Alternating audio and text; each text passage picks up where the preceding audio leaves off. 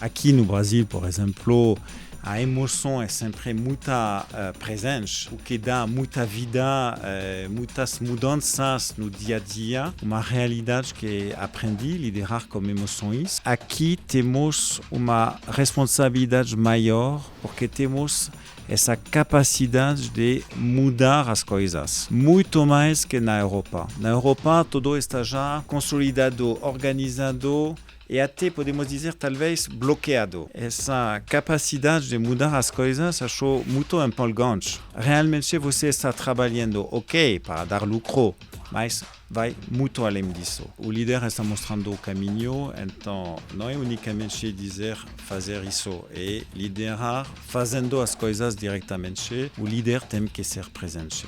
Não dá para liderar de fora. Muitas vezes a nossa vida trilha caminhos que a gente nem imaginava. O meu convidado de hoje, por exemplo, nasceu na França e nunca imaginou em sair do país. Ele também fez engenharia e queria fazer carreira na área, mas o Stéphane Maquer acabou entrando no varejo e veio parar no Brasil. Ele é o CEO do Carrefour Brasil, o grupo que está há quase 50 anos aqui, tem quase 1.200 pontos de venda, mais de 130 mil colaboradores e em 2023 teve um faturamento bruto de mais de 115 bilhões de reais. Eu sou a Mari Amaro e esse aqui é o Do Zero ao Topo, o podcast que conta as histórias e os desafios dos homens e mulheres por trás das maiores empresas do Brasil.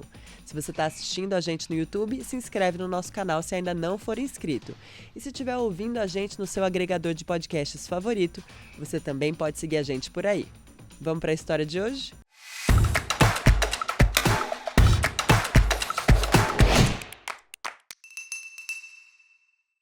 Stéphane, queria te agradecer muito pela presença, por ter aceitado o nosso convite para vir aqui hoje, para contar um pouco da sua história, um pouco da história da empresa também. Muito obrigado por me receber, Mariana. Estou feliz de poder falar um pouco da minha experiência. Mas antes de começar, eu queria já tratar de um assunto polêmico, um assunto complicado, na verdade, né? Recentemente, você e o seu time, o time que você lidera, vocês tiveram que lidar com uma crise que acabou escalando, acabou envolvendo o governo brasileiro e o agronegócio brasileiro também. Queria saber como que foi para você lidar com essa crise, com esse momento. Bom, tentamos lidar essa crise, uma crise de porte relevante. Lidar esta crise com calma, sempre com muita proximidade, o mais possível, com os nossos parceiros, os frigoríficos, para poder ouvir as dores que criamos com esse comunicado, ficar perto também do governo em Brasília, através do nosso embaixador. Usamos todas as conexões possíveis para ouvir muito e tentar explicar o que queríamos dizer, a França queria dizer, com esse comunicado. Acho que passa por muita calma, ficar tranquilos, obviamente sabendo da realidade do que está acontecendo, não é dizer que baixamos a realidade das dores que criamos e tentar explicar e ver como podemos achar uma solução para sair dessa crise. Acho que conseguimos em pouco tempo, o que era importante também para não ficar aberto como nessa situação e conseguimos sair rapidamente e acho isso pelo bom dos nossos negócios, seja os negócios dos frigoríficos, os nossos negócios do Grupo Carrefour Brasil, obviamente, e para todos os nossos clientes. Os clientes que recebemos nas nossas lojas são também clientes dos frigoríficos e todo o setor agropecuário do Brasil. E você considera, então, essa crise encerrada, um capítulo passado? Olhando o lado das nossas atividades, acho que sim, podemos dizer isso. Estamos abastecidos desde a sexta-feira passada e aqui eu quero agradecer os meus parceiros frigoríficos que após ter recebido essa carta que passamos para o ministro da Agricultura. Fizemos uma força-tarefa para conseguir rapidamente abastecer as nossas lojas. Sempre estamos olhando os nossos clientes. Então, os clientes felizes de poder entrar nas nossas lojas com carne e bem abastecido com essas categorias. Acho que sim, podemos dizer que fica atrás de nós essa crise. Agora, ainda fica... ainda mais explicar o que aconteceu e sair para frente. Então, ficamos alertos para nos contactar com qualquer que precisaria ainda mais de explicações. Agora, você é uma liderança aqui no varejo brasileiro já há algum tempo, e eu queria saber, antes da gente entrar um pouco mais na sua história, qual que é a sua visão do varejo no Brasil? É um varejo, bom, já temos que dizer que com mais de 200 milhões de habitantes é um país gigantesco e pelo tamanho também do país é um continente, sempre estamos dizendo isso, então liderar um varejista aqui no Brasil tem considerações um pouco específicas. O tamanho do país faz que é bem específico e além do tamanho não é unicamente distâncias. Também o que as pessoas, os nossos clientes compram muda entre as várias regiões, os vários estados do país. Olhando mais a concorrência, aqui o que podemos dizer é que ainda fica muito pulverizada, como muitos atores nacionais como atores regionais. Então isso é bem específico também. Tem muita diferença para o varejo na França? O varejo é muito mais concentrado na França, varejo alimentar, com 5 players tendo quase todo o mercado. Aqui, como os 10 maiores têm menos de 50% do mercado. Então, nada que ver. É uma organização totalmente diferente aqui com relação à da França. E com relação aos hábitos dos consumidores, são muito diferentes também? Acho que aqui temos consumo muito mais de atacarejo, obviamente, algo cash and carry é bem específico do país, então uma forma de comprar como sortido mais pequeno, menor que o que temos na França, então mais rápido na compra, preços ainda mais baixos. E depois temos também uma forma de consumir, falando mais das pessoas, diferente. Aqui é consumo que usa muito mais a dívida. No alimentar, na França, não se usa muito a dívida para poder comprar. Consumo muito mais endividado aqui, o consumidor está mais endividado aqui que na França, jeito pouco mais norte-americano que francês. De usar mais o cartão de crédito, de repente? Cartão de crédito, ter muitos cartões também, ter que pagar as contas no final do mês, é muito mais aqui no Brasil que na França.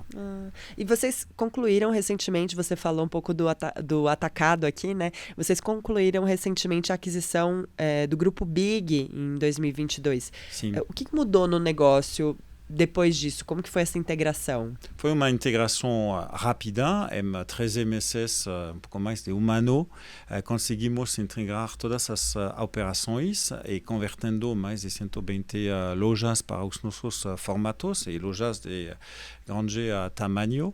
Então foi bem rápida, mas ficou pouco complexo, ainda mais complexo a nossa organização. Já tínhamos uma organização com muitas bandeiras de Carrefour, o Atacadão, a proximidade e todos os canais digitais. E com a compra do Grupo Big, ficamos ainda mais complexos, obviamente por tamanho, mas também a quantidade de bandeiras que tínhamos. E saímos dessa integração em 2023, setembro, outubro de 2023, achando que tínhamos ainda que arrumar pouco a casa para ficar mais lean, mais simples na nossa organização, seja trabalhando mais juntos entre as bandeiras e baixando a quantidade de bandeiras que recebemos do Grupo BIG. E agora o nosso foco é bem simples: Atacadão, Sam's Club, formato novo para nós, um clube de compras, e o Carrefour, sobretudo o Carrefour Hipermercado. Então, algo bem mais simples para operar. E nesse ano, nos próximos anos, na verdade, o Carrefour completa 50 anos no Brasil. Isso. Né? Uma data emblemática, Sim. né? Um ano, setembro de 2025, vamos poder dizer parabéns a Carrefour. 50 anos de presença no Brasil. Amamos o Brasil e, através de 50 anos, podemos dizer que realmente temos uma relação de proximidade com o país. E por isso que essa crise que falamos no início é pouco uma pena para nós aqui do Brasil, do Grupo Carrefour Brasil, porque temos uma relação de largo prazo, muito largo prazo, com os nossos parceiros, seja do lado dos fornecedores, do lado também dos nossos clientes. Agora, entrando um pouquinho na sua história, Stéphane, a gente já falou um pouco da história da empresa, mas você... Não dá para disfarçar, não é daqui, né? Não, isso não. Sente o sotaque bem francês. Acho que deu para perceber que não acho é que daqui. Sim, né? Acho que ficou claro. Então, conta como que você veio parar, na verdade, antes de como você veio parar no Brasil. Como você veio parar no varejo? Porque você se formou em engenharia, certo? Exatamente. Sou engenheiro de obras civis. E comecei a minha carreira na parte mais de finanças, numa auditoria, tipo Ernst & Young ou Deloitte. E depois mudei, sendo CFO de uma empresa que estava trabalhando em shoppings, em galerias comerciais. E aí comecei a olhar esse varejo e recebi convite para entrar no Grupo Casino nessa época, a rede de lojas Monoprix, e descobri essa vida extraordinária de ter o cliente todos os dias entrando nas nossas lojas, abrindo as nossas lojas, vai entrar muita gente, não muita gente, como vamos para atrair ainda mais clientes nas nossas lojas. E foi para mim uma nova paixão na minha vida. Então, foram 8 anos lá no Monoprix e trabalhando esse assunto, e da área de finanças passei a liderar essa rede de lojas. Você não chegou a trabalhar na sua área, então, na área que você se formou como engenheiro? Nunca, acho que não... não sabia construir uma ponte, uma rua agora. E você acabou fazendo muitas mudanças também, né? Então você entrou no Monoprix e depois disso você foi para outros países, certo? Que também não era uma coisa que estava exatamente nos seus planos, sair da França, não, né? Aí acho que errei. Numa trajetória sempre podemos dizer que temos golaços, temos entregas, e também temos que olhar que às vezes tivemos não o olhar certo. Eu achei durante 20 anos que não estava para mim, não era para mim de morar em outro país que o meu, falar outro idioma que francês, por favor, não. Então, eu estava bem feliz de trabalhar na França e não queria trabalhar em outros países. Descobri o que é trabalhar em outros países, morando já na Suíça, na parte que fala alemão. Então, não é a Suíça que parece tipo França porque fala francês, é a Suíça perto de Zurique. Então, que fala alemão, e adorei. Então foram exatamente como você disse, muitas mudanças. Como que foi a mudança para ir para lá? Você recebeu um convite para ir para lá? Foi uma coisa que não deu muito para escapar, você acabou precisando ir e aí descobriu que adorava mesmo? Como foi esse processo? Não, recebi um convite, era também no varejo alimentar e não alimentar nesse país. Eu gosto muito das montanhas, eu gosto muito de andar, muito de esquiar, por exemplo. Então, why not? A minha esposa queria morar em outros países porque ela como criança morou nos Estados Unidos, então queria também poder aproveitar de uma vida fora do país comigo e com as nossas filhas. E bom, vamos à Suíça não é tão longe, vamos descobrir um pouquinho. Se precisar dá para voltar, né? Exatamente, um trem, já estou em Paris e finalmente adoramos morar na Suíça. Mas foi um convite no início que fez que mudamos para lá. E de lá você não parou mais, né? Foi para outros lugares depois. Não. Falando alemão, não era o suficiente, recebi outro convite do Grupo Carrefour, dessa vez, do nosso chefe global. E, por que não começar no Grupo Carrefour na Argentina? Mais longe a Argentina que a Suíça, mas tivemos coragem e fomos para a Argentina e moramos lá um pouco mais de 2 anos e com muito prazer também, hablando espanhol. E aí chegaram ao Brasil. Exatamente. Como que foi essa vinda para cá? Então, da Argentina, o grupo o global me pediu de ir para Brasil para preparar a integração do Grupo BIG. Era já assinada essa compra do Grupo BIG. Então, em 2021, mudei para o Brasil para liderar o Grupo Carrefour Brasil nessa compra que tínhamos para frente. Faz já mais de 3 anos que estou aqui, com muito prazer. Agora, falando português, como o meu sotaque, e com muita felicidade do que descobrimos morando aqui e trabalhando aqui. Você fez muitas mudanças na sua trajetória, na sua vida, e imagino que foi aprendendo muitas lições sobre essas mudanças, né? Como se adaptar, talvez, às culturas diferentes também. Quais são as lições mais valiosas que você foi coletando nessas mudanças todas? Foram várias mudanças, é verdade. Na Suíça não dava para chegar numa reunião atrasado nem de 1 minuto, o que não é o jeito francês. Após 2 anos na Suíça, você adotou essa regra e agora eu não gosto de atrasar. Então, estou muito mais organizado devido ao jeito suíço de trabalhar. Aqui no Brasil, por exemplo, a emoção é sempre muito presente, o que dá muita vida, muitas mudanças no dia a dia. Então, é também uma realidade que aprendi a liderar com emoções e acho que é um jeito bem legal de trabalhar, porque tem muito mais contatos, muito mais proximidade com a gente. Então, a empatia aqui é algo muito mais forte que o que temos na França, e eu gosto muito disso. Gosto realmente muito disso.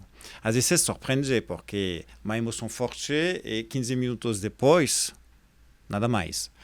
Mas é uma emoção de verdade, isso é muito legal. E como tem sido sua adaptação? Bom, você já está adaptado, né? Já está no Brasil há bastante tempo e antes até a gente estava conversando, antes de começar a gravar, sobre as dificuldades de falar a língua, de falar muitas línguas às vezes, que dá uma cansada também. Como tem sido essa adaptação para você? A verdade é que os 3 primeiros meses é bem complicado, porque o meu jeito de chegar num país, num outro idioma, é de pedir para os times de trabalhar como trabalhavam antes de eu chegar, no idioma, então em português, mas não conhecia o português, tinha o espanhol, então aprendi muito rapidamente desse jeito, mas é 3 meses de dor de cabeça. todas as noites você tem dor de cabeça porque entra muitas coisas novas para o cérebro, tem que conectar essas palavras portuguesas como o que eu conhecia de espanhol. Tinha também, como eu falei, que aprender a trabalhar com essas emoções, não é o jeito francês, como já disse. Então, você precisa de algum tempo para se adaptar e também ver como os times trabalham. É muito quadrado, organizado na Suíça, menos aqui. Não tem um jeito bom e um jeito mau. E a forma de trabalhar de cada dos países faz parte da cultura do país e isso também leva um pouco de tempo para aprender. E você falou um pouco mais cedo dos golaços, né? Que toda carreira tem alguns golaços. Quais foram alguns desses golaços que você fez? Já conseguir ter trabalhado em outros países, com outras culturas e gostar disso, conseguir falar em tantas línguas, tantos idiomas, acho que é um golaço. Estou vendo esse golaço nos olhos das minhas filhas. Vendo os pais com 40, 45, agora 50 anos conseguir se adaptar a novas culturas, novos idiomas, acho bem legal. Obviamente, depois, do lado mais do trabalho, essa integração do Grupo Big, juntar dois gigantes e criar um novo grupo, uma nova empresa, nesse curto prazo de um pouco mais de ano, acho que é um verdadeiro golaço. Estou muito feliz de ver que acho ninguém na nossa empresa, no nosso grupo Carrefour Brasil, hoje está falando de ele vem do grupo Big, ele estava já no grupo Carrefour antigo. Já temos essa nova cultura. Faz unicamente 2 anos, menos de 2 anos conseguir isso, acho que é um verdadeiro golaço. Então, esse novo grupo Carrefour Brasil nasceu dos 2 antigos grupos e conseguimos realmente juntar os times e criar algo novo. É uma cultura nova, então. É uma cultura não é uma imposição de uma ou de outra. Não, é uma cultura nova, aproveitando dos elementos que cada grupo tinha e como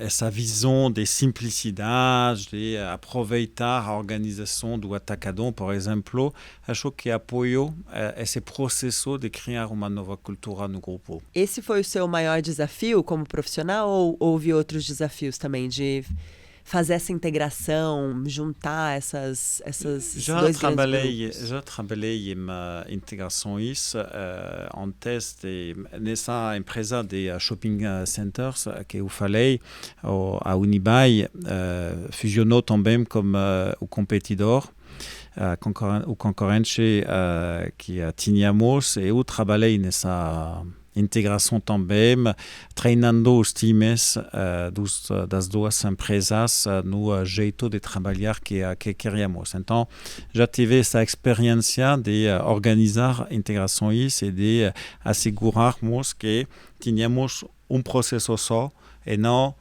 2 times trabalhando cada do jeito dele. Então, acho que isso faz parte da minha carreira de juntar times, criar novos ambientes de trabalho, novas culturas. Dessa sua trajetória de muitos anos de carreira, com todas essas mudanças, todos esses desafios, qual foi o momento mais difícil para você?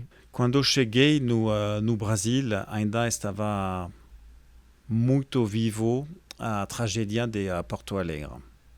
E tínhamos que achar caminho para sair dessa tragédia. Sem esquecer essa tragédia, não estou dizendo para nada que dava para esquecer e passar a outro assunto, mas transformar essa dor para uma agenda muito mais positiva de como podemos transformar a nossa empresa e como transformando a nossa empresa sempre de dentro para fora podíamos contribuir a mudanças na sociedade brasileira, como o tamanho que temos, e agora com a integração do Grupo BIG ainda mais.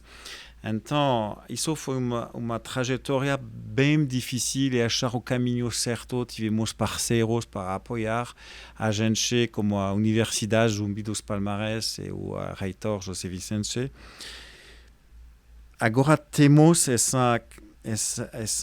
esse trabalho que estamos ainda fazendo, mas do lado positivo, transformar para ter ambientes de trabalho, ambientes nas nossas lojas, ambientes em toda a sociedade brasileira mais inclusiva, mais respeitosa. É um desafio bem grande mesmo. É um desafio grande, mas acho que faz parte da nossa responsabilidade. E além disso, outra coisa, você me perguntou as diferenças entre liderar empresas no Brasil e na França, na Suíça. Eu diria que algo que descobri também na Argentina e Brasil, é que aqui temos uma responsabilidade maior porque temos essa capacidade de mudar as coisas. Muito mais que na Europa. Na Europa, tudo está já consolidado, organizado e até, podemos dizer, talvez bloqueado. Na América Latina, os dois países que conheço bem, no Brasil e na Argentina, dá para liderar mudanças, mostrando caminho, ter uma responsabilidade, mostrar exemplo para mudar as coisas. Então, essa capacidade de mudar as coisas acho muito empolgante. Realmente você está trabalhando, ok, para dar lucro, mas vai muito além disso. E isso muito mais aqui que acho na Europa. E isso vai muito do papel do líder das empresas também, né? Sim. E você, como líder do Grupo Carrefour, como que você enxerga nesse papel? De liderar essas mudanças. Sim. Sim. Acho que, como sempre, o líder está mostrando o caminho, então não é unicamente dizer fazer isso, é liderar fazendo as coisas diretamente e mostrando o exemplo. Então, estou tentando ter também essa proximidade com os times, como estou pedindo aos meus times de ter a proximidade com os nossos clientes. Então, esse paralelismo é muito, muito, muito importante e a presença nos momentos positivos como os momentos mais duros é muito importante. O líder tem que ser presente. Não dá para liderar de fora. E você, antes de chegar a essa posição, foi liderado também por muitos líderes, imagino. Quais foram as lições que você aprendeu mais valiosas com esses líderes e que às vezes são lições doloridas? Sim. A exigência que eles tiveram comigo e que temos que ter, então essa diferença entre exigência e proximidade, entender o que está passando nos times, mas não dá para baixar a exigência, para ter eficiência nas nossas empresas. A visão que eles tinham de para onde vamos, como vamos ir e a estratégia através dessa visão. Então, aprendi muito com muitos dos meus chefes, como essa capacidade de projetar a empresa em 5 anos, em 10 anos, de antecipar as coisas, de antecipar as mudanças do setor onde a empresa está trabalhando e, sobretudo, como o consumidor está mudando ou vai mudar. Acho que essa capacidade de se projetar é muito importante. É isso que aprendi dos meus chefes. E depois acho que eu cheguei achando que os líderes precisam de mais proximidades com os times. Bom, o papel do líder também é um papel muito solitário, muitas Isso. vezes. Você precisa tomar decisões difíceis, decisões que impactam as vidas dos liderados. Como que você lida com essa solidão, com essas decisões Acho difíceis? que isso é a mudança mais forte que vivimos quando passamos de liderado a ser o líder. Quando para as pessoas que querem ser CEOs, tem que se preparar pouquinho, porque a solidão não é uma realidade. Porque não é que... Eu falei muito de proximidade com os times, mas os times veem a pessoa como o líder, o chefe global, o CEO. Então, criamos uma distância. Então, você está trabalhando a proximidade, mas existe uma distância e você tem, como você disse, que tomar decisões, às vezes, difíceis. Acho que com essa proximidade, com muita comunicação, a comunicação nunca é suficiente, temos sempre que fazer mais, com muitas explicações do que está acontecendo, dando contexto, dando pouco do porquê. Você não pode dizer tudo, mas dando pouco do porquê, dá para os times entenderem essas decisões. Mas é verdade que você tem que, às vezes, tomar decisões difíceis, seja como o seu time direto, ou para toda a empresa. Quando decidimos, final do ano passado, de fechar a rede de lojas todo dia, não era uma decisão fácil. Nunca é fácil para varejista de fechar lojas, mas tínhamos que fazer porque não dava certo esse negócio. E a minha responsabilidade é a responsabilidade de qualquer líder de uma empresa. E é muito interessante também quando uma pessoa ocupa o seu primeiro cargo de liderança e, de repente, ela é destacada dos colegas que estavam ali ao lado dela, de repente, você assumindo a posição de líder, essas pessoas também passam a te ver diferente. Exatamente. Isso já começa no primeiro nível de liderança, né? Isso não é que unicamente os times N2, N3, é diretamente como o time de você. Então, o seu COMEX está já atuando entre eles, sem o chefe, para acompanhar o chefe, não é contra o chefe. Então, deixando o chefe fora desse time pouquinho, então sendo mais solitário, como você disse. É uma posição bem complicada mesmo, né? Mas uma posição que tem o seu valor, tem a sua necessidade, inclusive, né? E qual que é o conselho que você daria para quem quer assumir uma posição de liderança? Qual é o caminho das pedras que você indicaria para essas pessoas? Então, já se preparar muito com essa solidão, como falamos. Refletir muito sobre a estratégia da empresa, porque não podemos chegar no cargo de CEO sem ter sido preparado o que queremos fazer dessa empresa. Então, uma visão, os pilares da estratégia que queremos, como vamos apresentar essa estratégia, com quais stakeholders, como vamos trabalhar com os nossos acionistas, porque, bom, sempre temos chefe, não é que o chefe está sempre chefe, tem acionistas, investidores, bancos, parceiros, ciclo, né? Então tem sempre alguém para orientar pouco as coisas. Então, ver também todo o ambiente de parceiros, de aliados, de pessoas para convencer, e tudo isso é um lado muito importante, e depois ter muita calma. Para não ficar nervoso do que está acontecendo. Eu, quando assumi a primeira vez como CEO, era no Monoprix, tínhamos 20.000 pessoas trabalhando, colaboradores no Monoprix. Eu fiquei bastante nervoso de ter a responsabilidade de 21.000 famílias. Eu errando, vou atrapalhar a vida de 21.000 famílias. Ok, é uma realidade, mas temos que dar uma relaxada aqui, porque ficar nervoso não vai dar certo. Então, esse tema de relaxar pouco e avançar com calma é muito importante também. De conseguir controlar a pressão ali. Controlar a pressão, liderar com a pressão, liderar com as dificuldades, liderar com as crises, às vezes.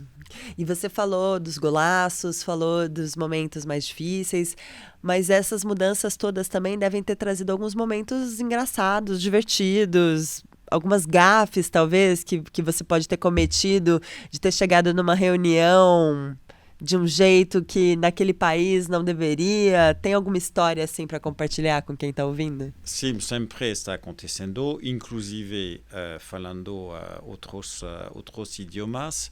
E uma vez errei totalmente em alemão. Eu queria dizer a uma mulher, inclusive, você poderia imprimir este documento para mim, por favor? E eu disse, você poderia me beijar. Gente! Sim, horrível. Estou dizendo isso para que todo mundo possa entender que sim, o tempo todo deve acontecer. Erramos. Inclusive, falar em outros idiomas dá desafio até maior.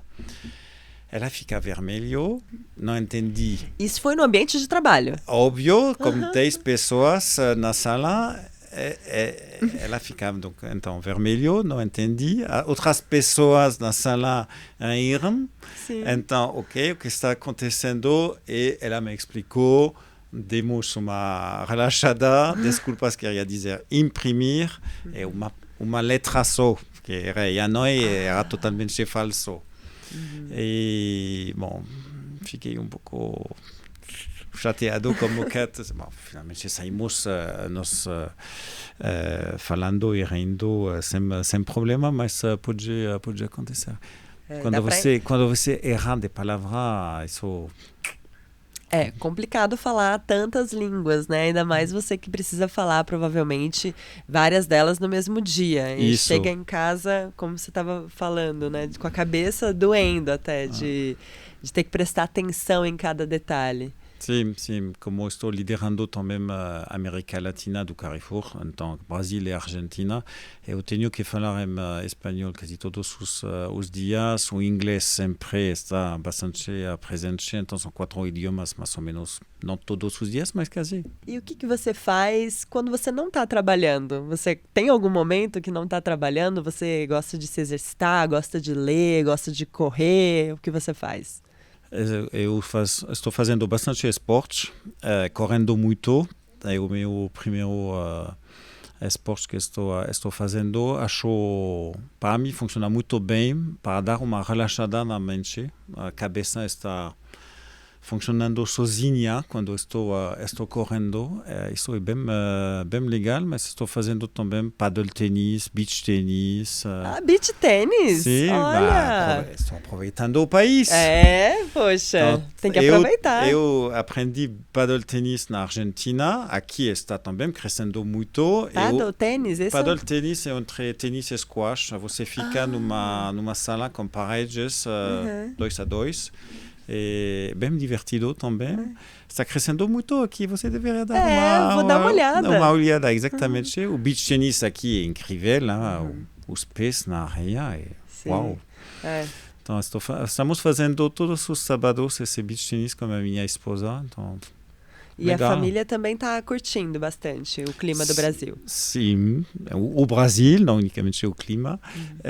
Temos 3 filhas, como já disse, todas criadas, então, ou trabalhando ou estudando fora do país, mas voltamos bastante porque aproveitamos do clima do Brasil. E a gente já encaminhando aqui para o final, mas eu queria saber qual que é o tamanho da empresa hoje. Voltando a falar do Carrefour, quantos funcionários tem, quantas lojas tem, qual o tamanho do negócio no Brasil hoje? Então, o maior varejista do país, uma das maiores empresas em termos de quantidade de pessoas trabalhando, 130 mil colaboradores e colaboradoras. Daquele do primeiro grupo que você liderou lá, acho que eram 20 mil pessoas, Isso. certo?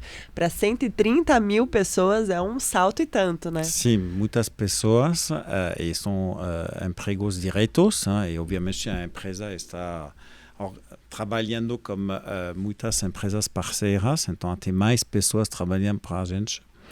E presenciamos todos os estados do Brasil, do país. Pouco mais de 1000 lojas, sendo lojas do Atacadão, do Sam's Club e do Carrefour. E vendas de 120 bilhões de reais. Eu sei que você não pode falar. Gigante. Gigante, sem dúvida. E eu sei que você não pode falar muito sobre futuro, mas qual é a perspectiva? Dá para abrir alguma coisa?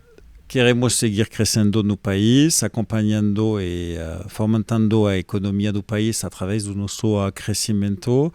Temos ainda espaço para abrir novas lojas do Atacadão, do Sam's Club. Isso já falamos e seguimos falando. Veremos quantas lojas. Estamos ainda trabalhando nisso. Mas o caminho é claramente de crescimento, inclusive nos nossos canais digitais. A apresentação de resultados do Q3 que acabamos fazendo mostrou que passamos a barra de 10% das nossas vendas através dos nossos canais digitais. É muito já para um varejista e vamos por mais. E para a gente finalizar, Stefan, tem algum conselho que você daria para você mesmo, jovem? Para o jovem Stefan, quando estava começando talvez ali a sua faculdade de engenharia ou em algum outro momento da vida? Eu sempre liderei com coragem, então eu diria ao jovem Stefan, o que ainda sou. Sim, sem bem dúvida. Jovem. Eu estou falando mais jovem. Ainda você mais jovem, jovem. ok? De aproveitar dessa coragem para fazer as coisas certas. Então, ir além do que você acha possível. Que ótimo. Muito obrigada pela lição, pela conversa. Obrigado a você. E é isso, a gente se vê em breve, eu acho, hein? Porque você tem muita história para contar, Stefan. Essa história fica por aqui. Se você gostou, não deixe de se inscrever no nosso canal se ainda não for inscrito. A captação de áudio e som desse episódio foram feitas pelo Nando Lima e pela Camila Moura. Até a próxima história.